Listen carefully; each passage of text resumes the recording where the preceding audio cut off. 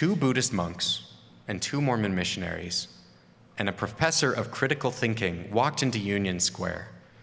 And though this sounds like the beginning of a joke, this really is a real experience from my mission. As we were discussing with 2 Buddhist monks, a professor of critical thinking came by and said, okay, I have to hear this conversation. What are these Latter-day Saint missionaries saying to these Buddhist monks? And he presented us with a problem, with a question that he said his father had that he could never reconcile, a paradox of justice and mercy. And he gave us an example that didn't involve either of our specific faiths, but said, if a Catholic man and a Jewish man go before God, they've both lived their whole lives living the law that they were taught as good as they could, and the Catholic was right. And so God sends the Jewish man to hell.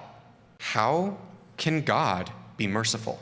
But if they both lived everything exactly correctly, and they both kept every commandment, and then they both get into heaven, how can God be just? He has allowed mercy to rob justice because the requirements weren't necessarily met by someone else. This is a paradox. And fortunately, I was able to teach him the restored gospel and about the degrees of glory in heaven. And he was blown away. He was like, I have never heard anything like this. Where did this come from? And we're like, a farm boy in the 1800s named Joseph Smith. It was incredible, a fantastic lesson, and something that I think we are all too quick to forget. Mercy can't rob justice. And when we're quick to condemn or quick to excuse, we leave those things in an imbalance.